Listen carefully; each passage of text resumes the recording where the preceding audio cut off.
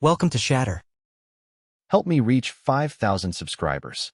Support the video with a like and leave your thoughts in the comments. No touching today, she said, like I was a stranger. For words. Flat, cold, rehearsed. She didn't even look at me when she said it, just scrolled through her phone, one leg crossed over the other like I wasn't even in the room. And in that moment, something inside me shifted. If I was a stranger, then I would become one.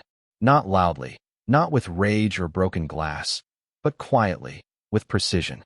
She just didn't know yet what silence feels like when it's returned with interest. I didn't argue. I didn't ask why. I just stood there in the living room, watching her laugh at something on her screen while my hand froze midair, the gesture I'd reached out with hanging uselessly between us. That was the last time I ever reached. She thought she was making a point. She thought withholding affection was power. She had no idea that she had just given me mine. That night, I lay awake beside her, staring at the ceiling. Her breathing was even, peaceful, like she didn't have a care in the world. But my mind was sharp, calculating. Every moment of neglect, every sigh, every dismissive glance replayed in my head like puzzle pieces snapping into place. And for the first time, I didn't feel pain. I felt clarity. She had made herself unreachable. Fine. Tomorrow, I'd make myself untouchable. The next morning, I changed my routine. I made 1 cup of coffee instead of 2. I left before she even got out of bed. No goodbye, no kiss on the cheek, no little note on the counter like I used to leave. At work, I buried myself in projects, stayed late, answered texts from colleagues instead of hers. When she finally called, asking why I hadn't replied all day, I kept my voice steady, polite, detached. I said I was busy. Nothing more. The pause on the other end told me she'd noticed the shift. By the time I got home that evening, the balance had already tilted. She was in the kitchen, arms crossed, asking if everything was okay. I smiled faintly and told her everything was fine. Then I walked past her and ate alone. That smile wasn't for her. It was for me. Because I knew what she didn't. That silence can carve deeper than words ever will. She thought no touching today was a boundary. She didn't realize it was a trigger. And tomorrow, when I smiled and said, "No more us," it wouldn't be a threat. It would be a promise. The next day, I put my plan into motion without a single word of explanation. She expected me to wake her up the way I always had, with coffee and a half-smile before work. Instead, she woke to an empty kitchen and a cold silence. My mug was rinsed and put away, my side of the bed already made. No trace of me except the quiet hum of the refrigerator. When I got home that evening, she was waiting, her tone light, but her eyes restless. She asked why I'd left so early, why I hadn't answered her messages right away. I told her work had been busy. Nothing more. She pressed, asking if something was wrong. I shrugged, kept my voice even, and said I was tired. Then I went to the guest room with a book and shut the door. That was the moment I felt her control slip. Because for the first time, she wasn't the one denying closeness. I was. Over the next few days, I let the silence do the heavy lifting. I ate alone. I answered her questions with short, polite phrases. When she touched my shoulder in passing, I didn't flinch. I simply didn't react at all. And that absence, that void where affection used to be, unsettled her in ways she hadn't prepared for. One night, I came home later than usual. She had cooked dinner, something she hadn't done in months. The table was set, candles lit, like we were back in the early days. She smiled too brightly, said she thought we could eat together. I sat down, ate in silence, thanked her politely, and then stood up before she was finished. Her smile cracked as I walked away. She muttered something under her breath, but I didn't turn back. That night, I heard her on the phone in the bedroom, her voice low, urgent. She told someone she didn't understand what was happening, that I was acting strange, that it felt like I was slipping away. Her words almost sounded panicked. And still, I felt nothing but calm. She had wanted distance, she had wanted control, and now she was choking on both. She thought saying, "No touching today," would make me chase her, prove myself, beg for her affection. Instead, it gave me clarity. She thought she had drawn a line. What she didn't know was that I'd already crossed it. And when I finally whispered to myself, "No more us," I smiled. Because I knew that from here on out, every day would prove that point without me ever having to say it again. It didn't take long before she started noticing the cracks in her own game. The woman who once acted untouchable now watched me like I was the one slipping away. She tried to mask it with casual questions, but her eyes gave her away. She asked who I'd been with when I came home late. She asked why my phone buzzed at odd hours. She asked if someone at work had caught my attention. Each time, I answered with the same calm detachment. Just people. Just work. No details. No reassurance. I gave her nothing she could hold on to, and that emptiness gnawed at her more than an outright confession ever could. One evening, she tested me. She dressed up, more than usual, and announced she was meeting a friend for drinks. Her tone was light, but her glance lingered, waiting for a reaction. I nodded, wished her a good night, and went back to reading. That non-reaction rattled her more than jealousy ever would. Because she didn't want freedom, she wanted control. She wanted me to ask who, where, why? Instead, she left the house overdressed and under-acknowledged, her heels clicking against the tile like hollow echoes. When she returned later that night, I was still awake, calmly sipping a drink on the patio. She hovered in the doorway, waiting for me to ask how it went. I didn't. She shifted uncomfortably, finally muttering that she was tired, and went upstairs. Her little game of baiting me into jealousy had failed, and for the first time, she realized I wasn't playing by her rules anymore. Over the next week, she doubled down. She lingered closer when I was on my phone, leaning over my shoulder like she could catch a glimpse of something that wasn't there. She started checking my laundry, rifling through receipts, looking for proof of a betrayal she had invented in her own mind. But what she didn't understand was that betrayal wasn't necessary. My silence was enough. My absence was enough. And every time she came up empty-handed, her panic grew sharper. One night, she snapped. She asked directly if I was seeing someone else. Her voice cracked, her hands trembling as she demanded an answer. I looked at her for a long moment, then said one word. No, nothing more. No elaboration, no soft reassurance. Just that flat, calm denial that told her nothing at all. She blinked, frozen in the silence, then turned away. She thought withholding affection would make me beg for her attention. Instead, it turned her into the one begging. And every day, the distance she had once created became a mirror she couldn't bear to look into. Because I wasn't just pulling away. I was already gone. And she was the only one left who hadn't realized it yet. By the end of that week, her jealousy had shifted into something sharper, fear. She stopped trying to play games and started watching me outright. Every move I made became a point of suspicion. If I left early, she wanted to know why. If I stayed late, she pressed for details. If my phone buzzed, she tilted her head like she could decode the name on the screen from across the room. But I gave her nothing. My answers stayed short, clean, impossible to twist. One Saturday, she surprised me by showing up at the gym. I was midway through a workout when I spotted her standing near the entrance, arms folded, eyes scanning the room as if she expected to catch me with someone. When our eyes met, I simply nodded and went back to my set. She lingered a while, restless and out of place, before leaving without saying a word. That night, she pretended it hadn't happened, but the tension in her shoulders told me everything. She was unraveling. I started noticing little signs of her desperation. My car's mileage checked, receipts from gas stations moved on the counter, even the faint scent of her perfume in the guest room where I kept my bag. She was snooping, clawing for proof of a betrayal that didn't exist. But the truth was worse for her, because betrayal would have meant I still cared enough to seek something outside. My silence told her the opposite. I didn't need anyone else. I just didn't need her anymore. One night, I found her sitting on the couch with her laptop open. She quickly closed it when I walked in, but not fast enough. I had seen my own name in the search bar, half-typed phrases about husbands pulling away, signs of emotional detachment. She didn't even realize I had caught it. I sat down, turned on the TV, and let her stew in her own panic. The next morning, she tried a softer approach. She brought me coffee in bed, something she hadn't done in years. She smiled nervously, asked if I wanted to spend the day together. I thanked her, set the coffee aside, and told her I had plans. I didn't explain what they were. I just left.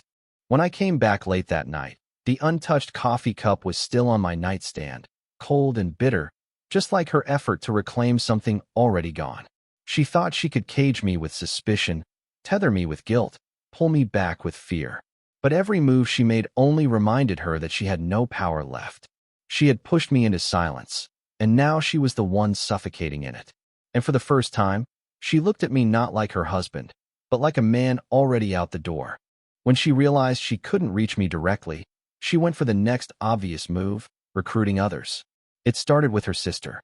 One evening, my phone buzzed with a message from her, asking if everything was okay, saying her siblings seemed worried about me.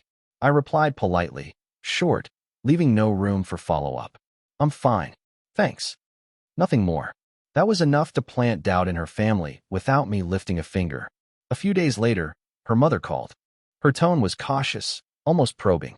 She said her daughter had mentioned I'd been distant, that the marriage seemed tense. I listened, gave her the same calm response I had given everyone else. We're fine. That was it. No explanations, no defense. Just quiet. She pressed once, asking if there was something she should know. I told her no, then changed the subject to work, sports, anything else. By the end of the call, I knew she was left with more questions than answers. Exactly as intended. That night, she tried to confront me. She said dragging her family into our business wasn't fair, that I was making her look bad by shutting down. I looked at her once, expression unreadable, and walked past her. The silence that followed was heavier than any argument could have been. Because she knew the truth, she had invited them into this, not me. And now, she couldn't control the way they saw her. Her panic grew sharper. She began telling friends that I was punishing her, that I had become cold and unrecognizable. What she didn't realize was that people had already started noticing her shift before mine. The friends she confided in had seen her dismissiveness, her smirks, her casual cruelty. Now, when she tried to paint herself as the victim, the story didn't quite land. I didn't need to defend myself. Her own words, her own actions, were catching up to her. One night, I overheard her on the phone with a close friend. She said she thought I was preparing to leave, that she felt like I was slipping away no matter what she did. Her voice cracked as she admitted she didn't know how to stop it. That was the moment I knew she finally understood the silence wasn't temporary. It was permanent. She wanted to use her family and friends to pull me back, to shame me into reacting, to force me into explaining myself. Instead, all she did was expose how desperate she had become. And desperation never looks like strength. The woman who once believed she had all the power was now the one being dissected, questioned, doubted. And I didn't have to say a word to make it happen. By the time her family and friends failed to sway me, she turned to the only weapon she thought she still had, seduction. One night, I came home late to find the house unnaturally quiet. The lights were dimmed, candles lit, soft music playing in the background. She appeared in the doorway dressed in lingerie I hadn't seen in years, her face painted with the kind of effort she hadn't bothered with in a long time. She smiled carefully, almost nervously, and said she thought we could reconnect. I stood there for a moment, calm, detached, taking in the scene. Once, it might have worked. Once, I would have been grateful for even the smallest gesture. But now it felt staged, hollow, desperate. I walked past her, hung up my jacket, and went into the kitchen to pour a glass of water. She followed, her voice breaking as she asked if I even noticed her. I took a sip, set the glass down, and said nothing. That silence was louder than rejection. Later that night, she tried again. She slid into the bed beside me, her hand tracing my arm, her body pressing close. I turned slightly, enough to break contact, and closed my eyes. She froze, then pulled back, lying stiff beside me. Minutes later, I heard her muffled sobs in the dark. But still, I didn't move. Because pity was another form of control, and I refused to give her that. The next morning, she acted like nothing had happened. She cooked breakfast, hummed to herself, smiled too brightly, as if the night before hadn't shattered something inside her. I thanked her for the food, calm and polite, then left the table before she finished eating. Her fork clinked against the plate as I walked out. The silence between us had become unbearable for her, but for me, it was freedom. She started watching me more closely after that. Every glance lingered, every movement studied, as though she was trying to read my mind. She texted me during the day, long strings of messages about memories we shared, things we could do together, trips we had once planned. I responded with the same clipped detachment. Thanks. We'll see. Busy.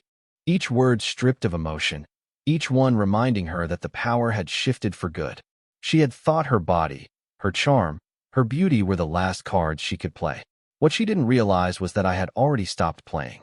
And now she was performing for a man who no longer cared to watch. The woman who once said, "No touching today," had created a stranger. And now, she was begging for the touch of a man who no longer belonged to her. By the 7th week, her pride was gone. The same woman who once dismissed me with 4 careless words was now pacing the house, restless, fragile, unable to hide her unraveling. She no longer tried to mask it with charm or manipulation. Instead, she began to plead. It started small. She asked if we could talk, her voice soft, her hands trembling slightly as she reached for me. I stepped back, not harshly, just enough to remind her there was no bridge left between us. She followed me down the hall, whispering apologies I had heard 100 times before. I kept moving, my silence slicing through every excuse she tried to offer. A few days later, she tried again, this time in the kitchen. She blocked my path, her eyes red, her voice breaking as she admitted she didn't know how to fix things. She said she was scared I didn't love her anymore. I looked at her for a moment, calm and unreadable, then stepped around her without speaking. That quiet rejection crushed her more than any harsh words ever could. She leaned against the counter, sobbing as I left the room. At night, the silence became unbearable for her. She would crawl into the guest room where I slept, her voice shaky, asking me to come back to bed, to hold her just once. I lay still, my eyes closed, letting her words hang in the air until she gave up and walked away. Her footsteps down the hall sounded smaller each time, like the weight of her own choices was pressing her into the ground. She began sending me messages during the day, long, desperate texts full of apologies, promises, even begging. "Please don't give up on me. I can change. Just tell me what you want." I answered each one with the same detached precision. "It's fine. No need. Busy." Words that offered no lifeline, no opening, just the reminder that I was no longer hers to reach. The more she begged, the colder I became. Not out of cruelty, but out of clarity. She had chosen distance long ago. I was simply letting her live inside it. The woman who once smirked and said, "No touching today," was now the one chasing after a ghost. And every time her hand reached out for me, it closed around empty air. Because the truth was already carved in stone, I hadn't stopped touching her out of anger. I had stopped because she had already become a stranger. And now, I was only treating her as such. Her desperation finally pushed her into reckless moves. One evening, I came home to find her sitting at the dining table with my laptop open. She tried to close it quickly, but not before I saw my email inbox on the screen. She had been searching, scrolling through messages, desperate to find some proof of betrayal. I didn't shout. I didn't accuse. I simply walked over, took the laptop from her hands, and closed it. Then I carried it to the guest room without a word. She sat frozen at the table, realizing that she had just exposed how far she had fallen. The following day, she tried another tactic. She showed up at my office, unannounced, holding a bag with takeout. She smiled nervously, saying she thought we could eat lunch together. My colleagues glanced at us curiously, sensing the tension. I accepted the bag, thanked her politely, and walked back to my desk without inviting her to stay. She left a few minutes later, her shoulders slumped, her eyes darting to the floor. That quiet humiliation was her own doing, not mine. At night, her panic turned into restlessness. I would hear her pacing the hallway, whispering on the phone to her sister or a friend. She told them she was afraid I was planning to leave, that I had become unreachable. The irony was that she was right, but she couldn't stop talking, couldn't stop exposing her own collapse.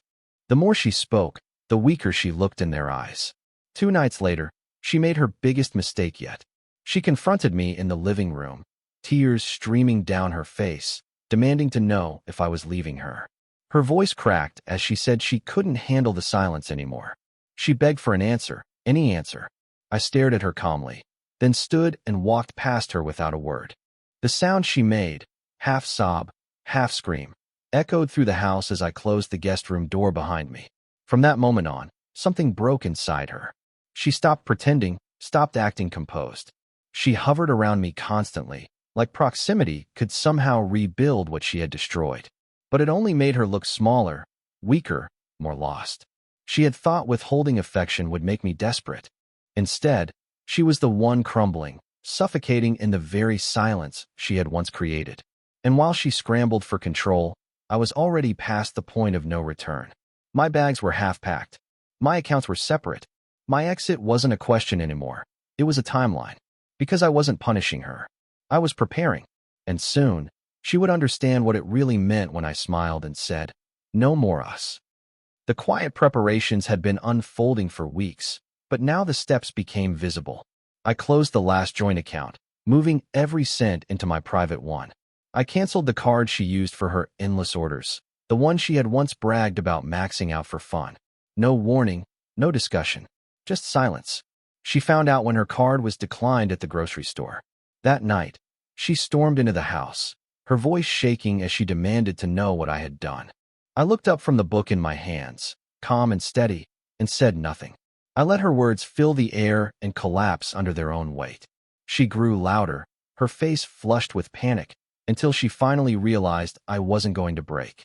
She fell quiet, her shoulders slumping, her voice reduced to a whisper. At the same time, my closet began to empty.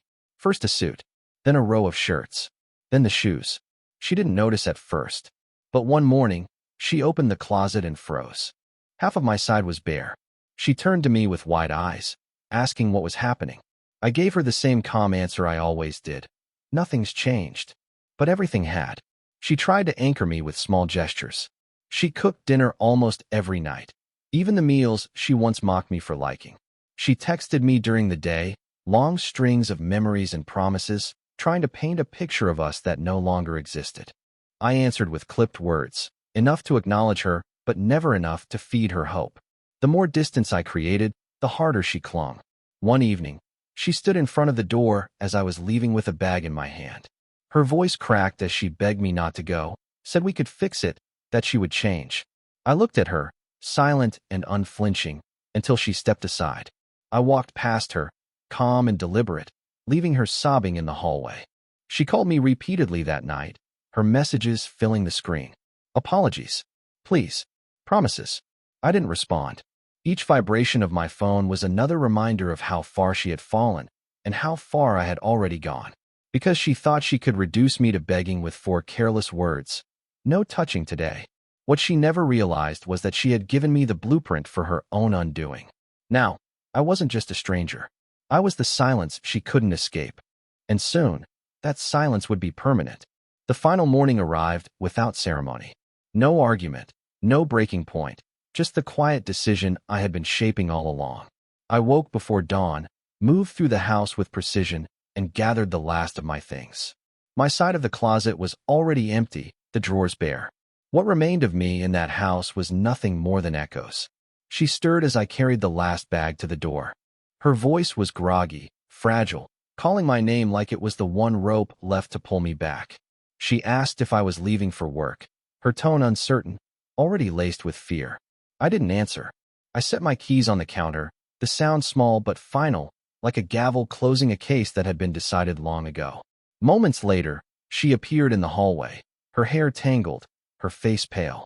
She whispered that she was sorry, that she didn't mean it, that she regretted everything. She begged me to stay, her words tumbling over each other in desperation. I looked at her calmly, and for the first time, I saw her as she truly was. Not the woman who once smirked in control, but someone trapped in the silence she had built. I didn't argue. I didn't explain. I didn't raise my voice. I simply opened the door.